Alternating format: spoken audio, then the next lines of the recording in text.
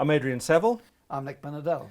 and we're going to spend time talking in a three-part series through Southeast Asia. Part one, a little bit of the context, the background, the history, where they come from. Part two, a deep dive into specific countries, countries of interest to Nick and me. And then part three, what does it mean for us? Where do we go from here? So let's start with just a little bit of context, about the context. Sure. You visit Southeast Asia many times over many years. When do you go there first, Nick? I go there first in the late 80s, actually, Adrian. I was going to see family in Sydney, and I found the cheapest air flight was a new airline called Air Malaysia via Kuala Lumpur. And a week before I left, they offered a free flight, domestic flight. So I took it, and I went up to a place called Penang. And on that first morning, I was casually walking around the market, and a tailor came out of a shop and offered to make me 4 fitted silk shirts in 24 hours. For at the time then, about 80 Rand a shirt. And I had them made, put in my hotel, and then he called me and he said, "Oh, how are the shirts?" I said, "They're fine." And he said, "Well, 4 is not enough. Can I make you another 4? I said, "No, I'm leaving tomorrow morning." And he said, "Oh, are you coming back?" I said, "No, I'm going to Kuala Lumpur," which was my through route. And he said, "What hotel are you in?" I said, I told him the Mealy Hotel. "What date will you be there?" I said, "The 8th of January. And when I came back after 3 weeks holiday in Australia, there was my second package of another 4 shirts. And that experience, the first package just blew my mind. I cancelled lying on the beach and I started looking around Malaysia at the time, early days still, but just the frenetic energy, the dynamism, the multicultural, not to mention the fantastic food on the street was a great inspiring moment. So if I take my my mind back to the late 1980s, I'm thinking of fairly, we could call these cheap goods, sort of cheap knockoffs. Help us fast forward, your inflation, 1980, $80 a shirt. Yeah. 2025, is that, was this It an was outrageous price? It was half the price. It was half the price of a Woolies shirt, And the but it quality? was tailor-made Yeah. cotton. Okay. And when he quoted the price, I thought I'd have to make my own pockets. I mean, it was extraordinary and delivered. He then sent me a fax 3 weeks later saying, "What about suits?" I mean, it was an extraordinary experience. And I just saw this culture of service and hard work, how people live and work in Asia. And that began my many years of exploration. It shouldn't be lost on people that you referenced a fax here. Yeah, that was the days of the fax. So to play with words a little bit, it's luck or coincidence that got you on that plane trip. Well, except that when I was doing my doctorate in the States in the 80s, they were talking of the 4 tigers, Right. which was Japan, South Korea, Taiwan, and Singapore. Okay. But these were, as we know, and we're going to talk about, as it expanded way beyond that to 700 million people. What was your first contact point? So, Nick, the first time I went to Southeast Asia, I landed up in the Philippines. I had just started an investment firm in the late 90s, and we had made an allocation to the Philippines. I needed to go and kick the tires, headed off to Manila. And when I got there, my eyes went very, very wide. It felt, to use our city, the city that's been our home for the last decade or two, Johannesburg, it felt like Braamfontein. Lots of brick and concrete, low rise, fairly industrial, but unimpressive. The culture felt sort of somewhat familiar, big Western influence, US influence. So I didn't feel completely sort of out of fish out of water, but it wasn't home. Right. It turns out to be a disastrous investment. So sorry. Hindsight is an exact science. Disastrous investment. But I've just been back to Manila, 25-year gap, and this is on the back of having made an investment in a business that turns out to be the fastest growing bank in the Philippines.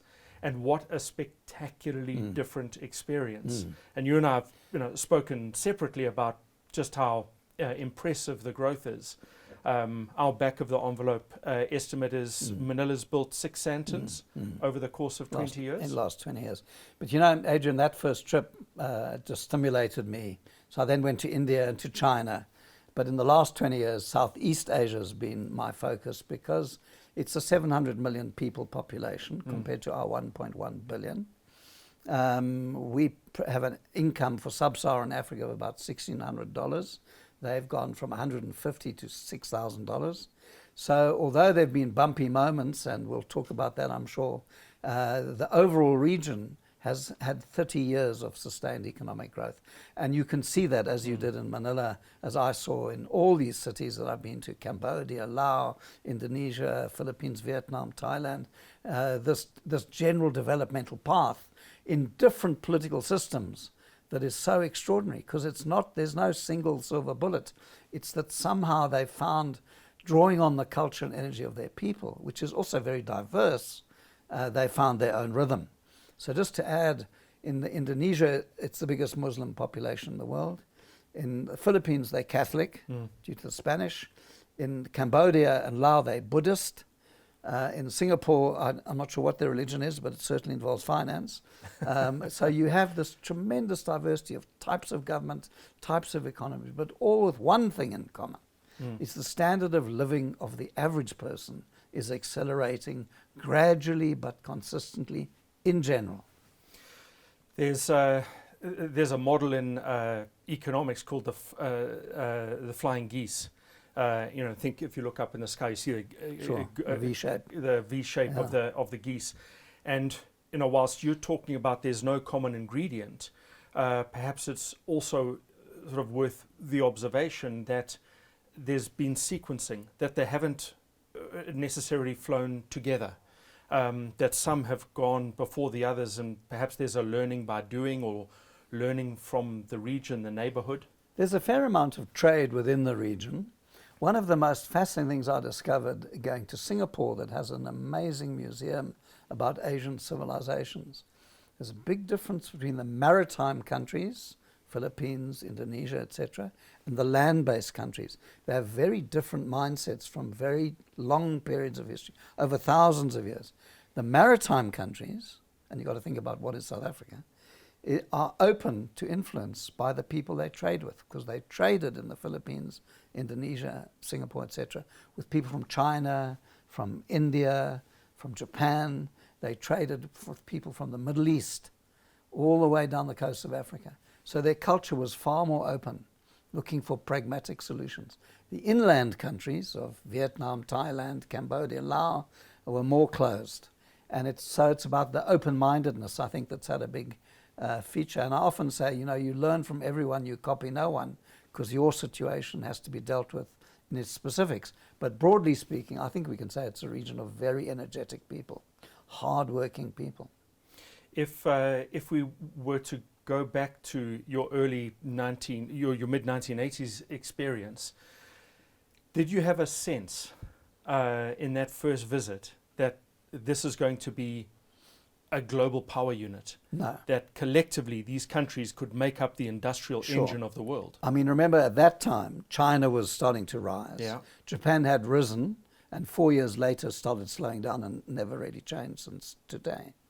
But I didn't have a sense of the collective power. And I went to the Philippines about 25 years ago, and I had the same experience you did. I stayed in downtown Manila, a cheap hotel. I thought, I don't think so. They don't have the institutions. They don't have the infrastructure that are so critical to development. And I always believe in these I's. Let me share them. So a country that generates growth has good institutions, good infrastructure, good individuals who have good ideas and are free to then make those ideas happen, like the bank in the Philippines. So those are the raw conditions, and the specifics depend on your situation. So as much as you're saying each of these countries has sort of a unique set of circumstances, you reference religion, we could also speak about political arrangements, we could talk about population size. Yes. We could talk about the nature of their neighbors. Sure. Each of them is unique. Sure. There's these elements that are common. Yes. The one that you mentioned that particularly strikes me is institutions, because these invisible things are arguably one of the critical foundation elements to building sustained, inclusive growth. Douglas North writes about this, the importance of these invisible things called institutions. Correct. And it is the chemistry or the linkages between them that are horizontal. Let me try and explain this. Is in countries that are emerging economies like ours, and these Southeast Asian countries are a good case study of what they did, there are sets of linkages. There's a commonality of purpose that allows these institutions. There are two types of institutions. They create value or they destroy value. Can I stop you just before we go into how they build or what they do? Sure. Just give some examples of institutions. Well, it's how you run your balance of trade or your reserve bank or your monetary policy. Okay. Or can you impose law? So in some countries, law can be imposed to the very base of the pyramid. In other countries, the state can't really control the population's behavior. So your ability to collect revenue, facilitate Correct. trade. All those things. And in many of these countries, it's not a full excellent model because I'm sure Vietnamese rice growers or Thai rice growers are not fully under the control of the government. But what you see is that there's a significant obedience to the rule of law. But it's, we can't lose track if you've never been there to see the chaotic energy of the place. But it's the chaotic energy of Lagos in an infrastructure that provides rationality, the rule of law and reason. But the political systems are so varied that you can't come to a simple conclusion. So one of the things that we discussed was through this video series, encouraging people to go see for yourself. Absolutely. And learn from what these countries have to offer through their history, their unique circumstances. The eyes won't teach you what the feet don't see. You have to walk the streets. You can read as many books and read cases as you like. Watch movies. It's not the same as the smell on the street in Penang, where the cost of accommodation was so high in '86 that people didn't have a kitchen. They ate for $1 on the street with their families every evening. And little wheelbarrows came out and cooked the most delicious Asian food. You can describe it in words, but you have to be there to get a feel of Singapore where there's no litter. Where 25 years ago, if I walked out of the public library, I didn't scan, it just got automatically scanned. These are things you have to go and experience to see. In Singapore, the detail of government planning about buildings because of the shortage of land. Or in Indonesia or Philippines, where they make 11-person taxis out of a 250cc motorbike. And just which government is desperately trying to get rid of. Exactly, and these but can't do more than 40 k's an hour, but they can take 11 people short distances at almost no cost.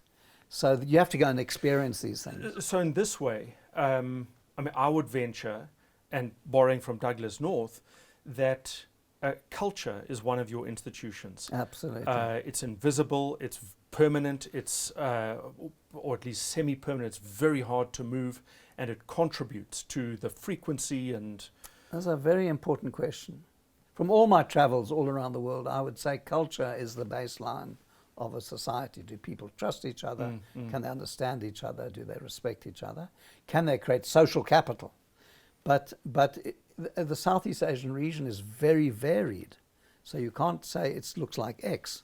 Each one is quite different. And is your sense that in some places the social capital is significantly stronger? Or certainly it's different. But is there a place that you would say country A has It's a good question. No, I don't think so. I think they're all different. It's like Asian food. Asian food is my favorite food. And from Chinese food to Indonesian food to Vietnamese food, they're all different. They're all amazingly tasty. Tom yum soup wins hands down. There you go. Or po in Vietnam. Go and look at each country. I suppose what we're saying to people, Adrian, we should be getting commission for travel. Go there. Don't go back to London. You've been before, you've read about it, you've lived in that world so often. Go there and see the variety, but see the energy of people. Just to give you a final example, my first night in a hotel in Saigon, I was in a tiny little hotel, 20 people, and they gave me a 120 item menu for lunch and breakfast. I ordered some pawpaw, And 3 minutes later, this pawpaw arrived in front of me, and I thought they'd give me a piece of plastic. They had hand-carved a piece of pawpaw into, it looked like a protea almost, like a flower. They'd carved it, chop, chop, quick, quick. Everything was like that. Everything was like that. It was instant, high quality, great service. I got a beautiful portrait of my daughter when she was 8, painted in 24 hours for $25. I still have it. It's a great portrait of it, caught her perfectly. These are the things that have inspired me on these trips. So from your lotus pawpaw to your shirt in Penang, that's where it starts. Where we finish up is with this 6X Santon. Right. Exactly. And whilst you're suggesting there aren't identical elements, my suspicion is that there are common ingredients. They're common ingredients, but you mustn't take them on too much. Yeah. You know, you're talking about, so I've given you sort of examples of consumption. I remember going to a wafer plant in Malaysia that women were allowed to work for the first time, but they were completely managed in their working environment because they were the first generation of women working in a modern factory. That was the 1980s, making wafer chips in Malaysia. So the technology advances are also very, very impressive. So in our next part of our conversation, we're going to go to some of the countries specifically. You've traveled extensively in the region. I'd like to put my hand up for that too. Yeah. And we'll turn our attention to particular country examples in search of these commonish ingredients. Lovely. I look forward to that.